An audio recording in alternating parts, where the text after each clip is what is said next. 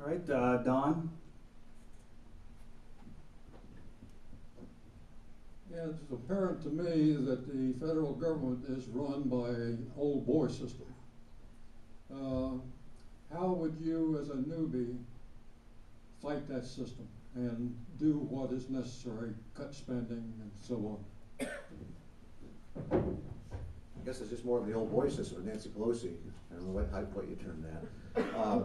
What we have to do, and I think you're going to see it. We're going to take Congress back here in 12 days, okay? And the Republicans have done a pledge to America. And there is some specifics, a lot of it's philosophical too.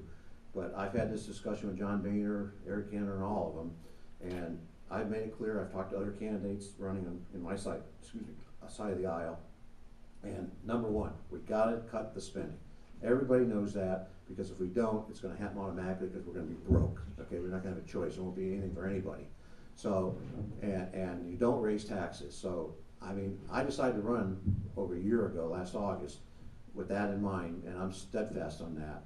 And you know, unfortunately, our congressman comes out and says one thing and goes back and does a different thing. Right. And you know, he's voted for 1.4 trillion in new taxes this last 2 years. Spending, you know, just gone through the roof. He's voted for all that. He's voted to raise our energy costs. He's going to bankrupt the country on the health care. He voted. Remember, he voted for the health care twice before he voted against it. So, you know, I think you're going to see. I think the Tea Party movement's been great. American people are waking up, and that's what representative form of government is. I've been listening to the constituents, and we're on the same page. They know, everybody knows that if we don't cut this deficit spending, we're risking our national security is at risk now, plus our constitutional rights. Everything's at risk, and if we don't get this fixed, I don't even want to think about what this country's going to be, because we're going to go down the tubes. You know, think about how did we defeat the end the Cold War and defeat the former Soviet Union. We bankrupted them. We're doing that to ourselves. And if we go down the tubes, there's no other place to go when the terrorists win. And so that's why it's so important this election in 12 days to get out and vote, and that's my commitment, my promise. That's what I'm going to work towards. And I don't know how else, I can't be more clear on that, because I feel that we've got to get done. Because if we don't, it's not the kind of country I want to pass on to our kids and their kids.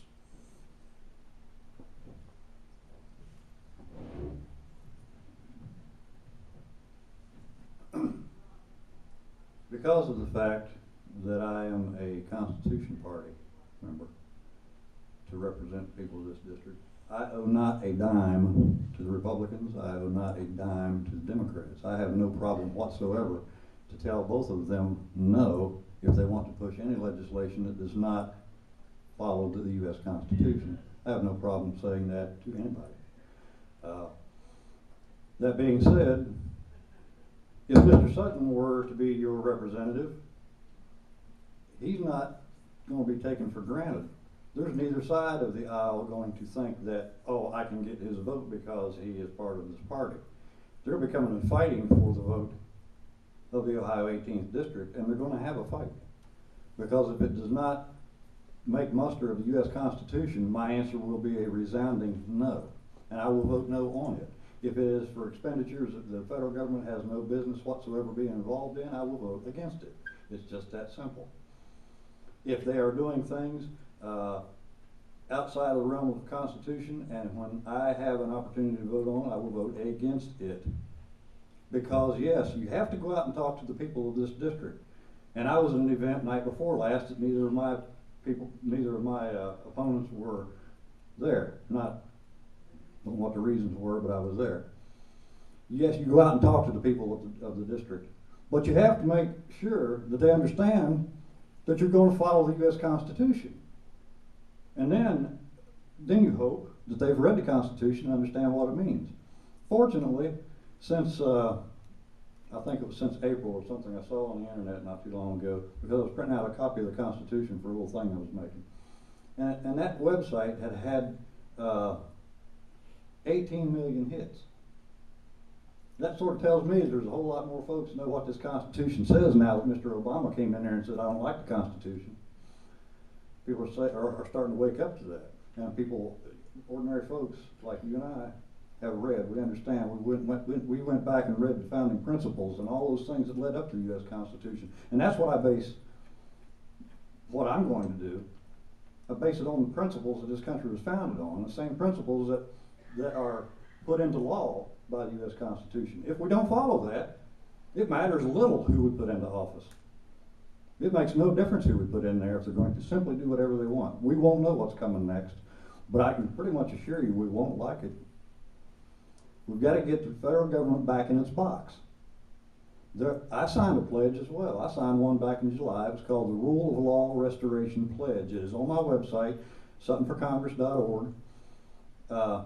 There are only 71 candidates across the whole country that signed it.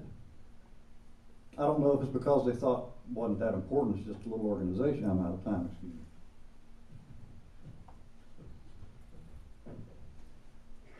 I'll take just a short break from questions. I just want to explain the process here. All candidates were invited, including Mr. Space, to this event. And this goes clear back, the planning went clear back into July.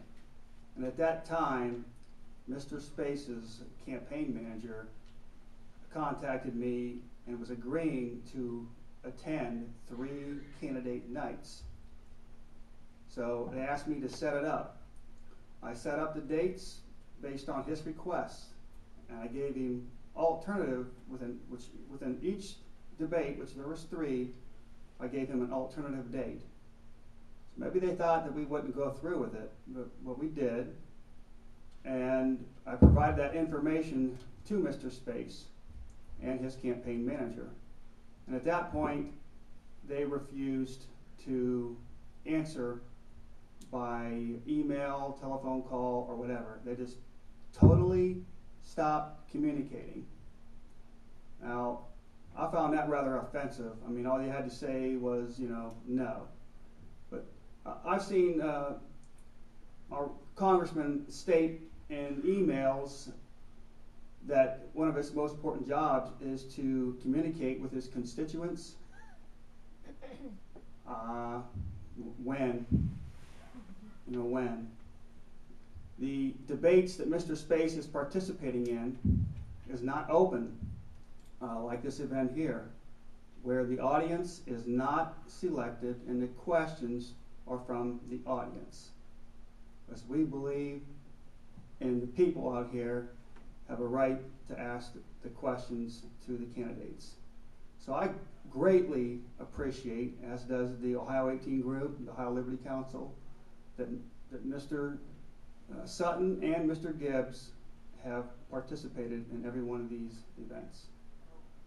So with that, we'll move to the next question, and forgive me if I pronounce this wrong.